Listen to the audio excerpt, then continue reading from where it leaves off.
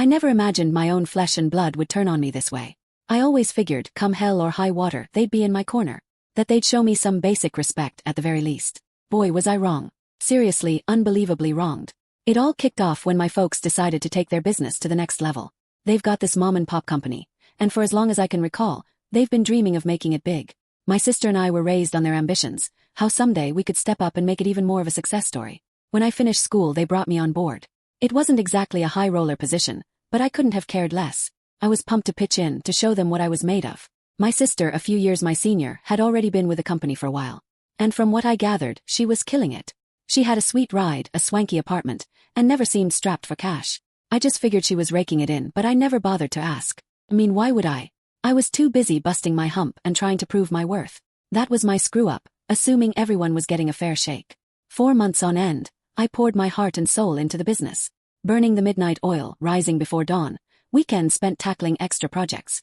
I went the extra mile because I thought I was laying the groundwork for something that would eventually be ours too. But then one day, I caught wind of something that made my gut clench. My sister was on the phone, cracking up, talking about some massive payout she'd just gotten. I remember her exact words. Yeah, mom and dad just wired it over. Insane, right? So much for slaving away, huh?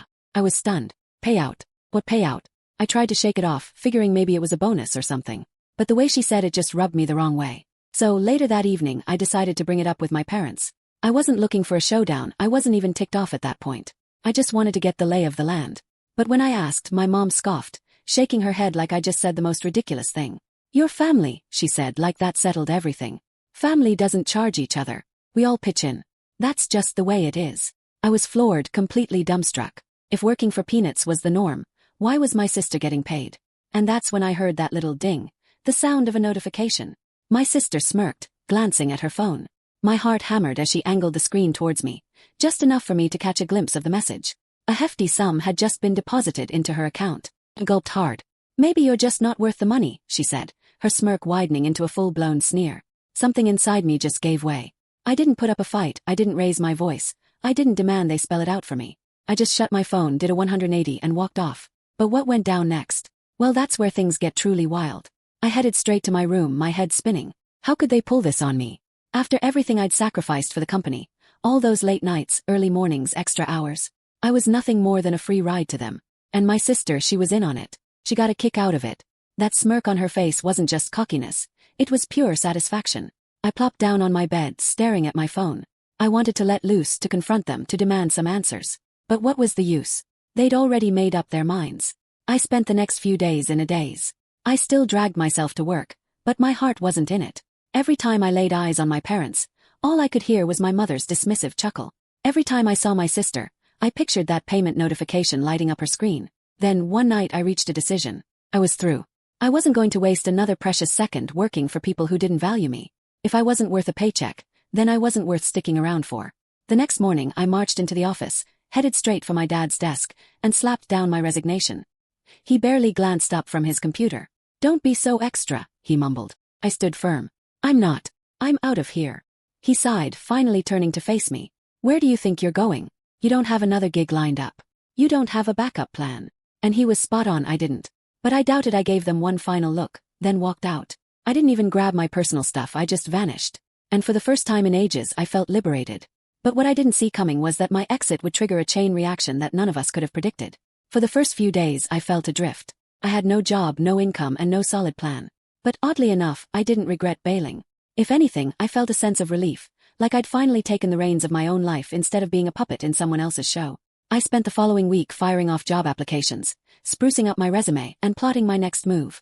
I didn't speak to my family at all, not a single call, not a single text. And they didn't reach out either. First, that stung. But then I realized if they didn't care enough to check in on me, why should I give a damn about them? Then, something unexpected happened. Late one night, I got a ping from an old coworker, someone who'd briefly worked at my parents' company before quitting in a huff. Hey, heard you bailed. Good for you. By the way, you might want to peek at the company's books. Something fishy's going on. I furrowed my brow. Fishy how? Just dig around. Trust me. I had no clue what they were hinting at, but my curiosity got the better of me. I still had access to some of the company's financial records. My folks had never bothered to revoke my login. So, purely out of intrigue, I decided to snoop around. What I uncovered made my blood run cold. There were massive payouts going out, way more than what my sister should have been pulling in. Not just her salary, but bonus after bonus, all labeled under vague terms like consulting fees and special allowances. But that wasn't even the worst of it. Some of the transactions were under my name, payments that I never laid eyes on, money that should have been mine, but had clearly been siphoned off elsewhere. And if I was right about where it was headed, then my parents weren't just being stingy, they were robbing me blind. I sat there, glued to the screen, my heart pounding like a drum. This wasn't just playing favorites. This wasn't just my parents stiffing me on a paycheck. This was flat-out fraud. They'd been using my name to shuffle money around, money that never actually landed in my account. And judging by the dates, this had been going on for months, maybe even years. I took a deep breath and scrolled further. The transactions all led back to one account, an account that, surprise surprise, belonged to my sister. All those fancy things she flaunted, the car, the apartment, the lavish vacations, they weren't just from her salary. They were partly bankrolled with money that was supposed to be mine. Felt queasy. I wanted to barge into that office and confront them. I wanted to scream, to demand some answers. But I knew better.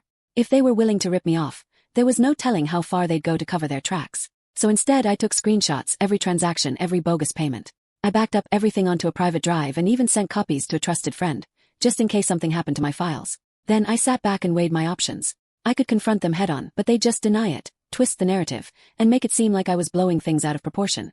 Or I could hit them where it really stung. Their reputation, their business, their wallets. And the more I mulled it over, the more I realized, this wasn't just about getting back what was mine, it was about making them pay. So I hatched a plan. And when the time came, they never saw it coming. I spent the next few days meticulously preparing. First, I got in touch with an accountant I knew, a former employee of my parents' company who'd left on bad terms. I showed them everything I'd dug up. Their reaction, pure disbelief. "This is huge," they said. "If they're funneling cash under your name without your okay, that's straight-up fraud. And if they're dipping into company funds for personal splurges, that could be embezzlement." That was precisely the validation I needed. Next, I reached out to a legal eagle. I laid everything out, showed them the records, and asked what my game plan could be. Their response was even more encouraging. "You've got a rock-solid case," they said. "If you take the legal route, you could recoup the stolen dough, and potentially even bring down the whole company." That's when it hit me. I wasn't just going to call them out, I was going to dismantle them. But before I made my power move, I wanted to do one final thing. I wanted to see if they'd fess up. So, I arranged a casual drop-in at home, my first time seeing them since I'd walked out. When I strolled through the door, my mom barely glanced up from her phone. My dad just gave a curt nod. And my sister. She had that same self-satisfied smirk she always sported, like she'd already won the game. I settled down at the dining table, cleared my throat, and said as nonchalantly as I could, "So, I've been crunching some numbers, and I stumbled upon something pretty intriguing." My mom arched an eyebrow. "Oh, really?" "Yep," I said, leaning in. "Turns out, I've been getting paid all along. Except I never saw a dime of it." "Strange, huh?" Dead silence. My dad's expression remained unchanged, but I noticed his jaw clench. My mom shifted uncomfortably in her chair. And my sister. She was suddenly engrossed in her phone. That was all the confirmation I needed. I let the silence hang heavy in the air before finally rising to my feet. "Anyway, just thought I'd bring it up. I'm sure the authorities will find it just as fascinating as I did." My mom's head snapped up. "What?" I flashed a smile. "Oh, didn't I mention? I've been chatting with a lawyer. And an accountant. And, well, let's just say things are about to get real interesting." Then I turned and strolled out. And that was when everything truly began to unravel. I didn't glance back as I exited that house, but I knew I'd just ignited a blaze that couldn't be extinguished. The initial signs of panic surfaced that very night. My phone buzzed incessantly, calls from my mom, my dad, even my sister. I ignored every single one. Then came the text. "Mom, we need to have a serious talk. Don't do anything rash. Dad, let's approach this reasonably. Family matters shouldn't be dealt with like this. Sister, you're overreacting. It's not a major issue. Not a major issue." They'd been swindling me, treating me like unpaid labor, and funneling my earnings into my sister's account. Now that I was standing up for myself, they wanted to pull the family card. Way too late for that. The following morning I met with my lawyer again. I officially filed a lawsuit against my parents' company, citing fraud and financial shenanigans. My lawyer assured me that, with the evidence I'd amassed, they wouldn't just have to cough up the money, they could face some serious legal heat. And I wasn't the only one with a bone to pick with them. I started reaching out to former employees, folks who'd left the company due to shady dealings.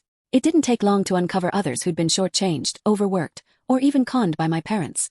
Word began to circulate. Then came the real bombshell a week later.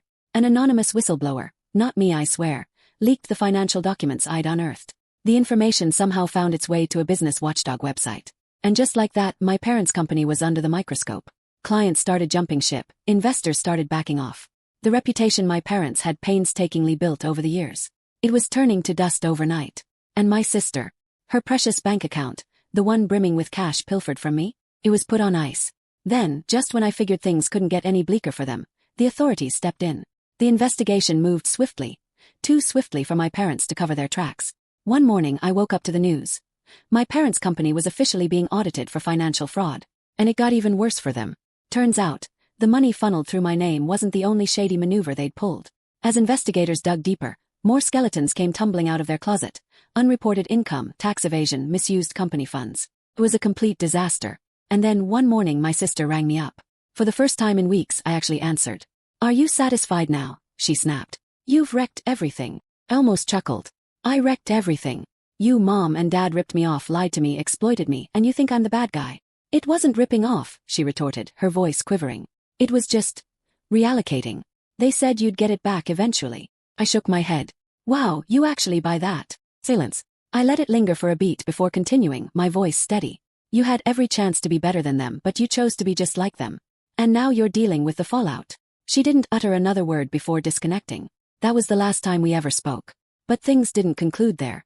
A few weeks later, my lawyer gave me a ring with an update. "Your parents' company is going belly up. With the lawsuits, the penalties, and the fleeing clients, it won't stay afloat much longer." "And my money?" I inquired. "They'll have to return it. Every single penny." I reclined in my chair, exhaling slowly. I had prevailed. They had spent years treating me like I was insignificant, like I didn't deserve compensation, like I was just a free resource. And now they were the ones who'd lost it all. I should have felt content, triumphant even. But all I felt was unburdened. Finally, truly unburdened. The real pandemonium erupted when my parents grasped there was no escape. One evening I received a call from my mother. I almost dismissed it, but something in me yearned to hear what she had to say. The instant I answered, all I heard was weeping. "How could you do this to us?" she wailed. "We're your family. You're destroying us." I remained silent, allowing her to cry, her voice fracturing between gasps. Then my father grabbed the phone. Unlike my mother, he wasn't sobbing. He was seething. "You ungrateful little punk," he spat. "After everything we've provided for you, you betray us like this?" Scoff. "After everything you did to me. We nourished you, we sheltered you, and you repay us by dismantling our business." That made me laugh, a bitter laugh. "Oh, so now I owe you my entire existence because you did the bare minimum as parents." My father was fuming. "Do you even grasp what you've done? We might face bankruptcy. We could be homeless. Your mother is a nervous wreck. She's been inconsolable for days. She should have considered that before stealing from me." I shot back. "This is your doing," my father bellowed. "You obliterated your own family over amount of money." That was the final straw. I lost it. A small amount of money. "You pilfered years of my wages. You used me to conceal your misdeeds. You let my sister live like royalty while treating me like a drudge. And now you expect compassion." My voice was trembling with fury, but I didn't hold back. "You brought this on yourselves. You assumed you could get away with it indefinitely. And now that you're finally confronting the repercussions, you point the finger at me." The line went dead. I guess he couldn't stomach the truth. But it wasn't over. A few days later, I received a text from my sister. "Sis, I hope you're pleased. Mom's had a complete meltdown. She can barely eat. The company's going under. We're losing everything. But I guess that's irrelevant to you, huh?" I stared at the message, shaking my head. They still didn't comprehend. They believed this was my fault, that I was the antagonist. I typed back. "You had a decision to make. You could have treated me like kin. Instead you treated me like dirt. Relish the consequences." And I hit send. The ultimate blow landed a week later. My lawyer contacted me. "It's finalized. The company is insolvent. Your parents are being compelled to liquidate their assets. And you'll be receiving your money back." I nodded, absorbing it all. I had triumphed. A few days later I nodded, absorbing it all. I had triumphed. A few days later I drove past my parents' office. The building was deserted. A forced sale sign planted in the overgrown grass. My childhood home. Also up for grabs. Everything they had toiled for, the empire they had lorded over, was gone. It didn't take long for the whispers to start spreading. Their once esteemed company was now a textbook example of avarice, deception, and fractured family ties. Clients who had placed their trust in them for years were lodging complaints. Employees who had been with the company for decades were securing settlements. And the media, they were having a field day. The scandal was splashed across headlines. But it wasn't just the company that had disintegrated. The family was unraveling too. Weeks drifted by, and I still couldn't bring myself to extend an olive branch. I knew it was beyond repair. There was no mending what had been shattered. Then one afternoon my phone buzzed once more. It was my mother. This time I picked up. "We've lost everything, you know," she stated, her voice devoid of any inflection. The house is history. The company is defunct. Your father. He's hitting the bottle harder than ever. I'm at my wit's end. I wasn't sure how to react. A part of me wanted to retort, serves you right. But another part of me felt a strange, unfamiliar twinge of remorse. What do you expect me to say? I finally asked, my voice flat. We just need you to return. Help us rectify this. Please, we're family. Her voice cracked. I hesitated. The words were laced with desperation, but all I could envision was everything I had forfeited. The years squandered working without compensation, the shattered promises, the way they had treated me like I was invisible, expendable. You had your opportunity to treat me like family, but you blew it, I said icily. You prioritized money over me. And now you're pleading for my assistance. There was a prolonged silence on the other end.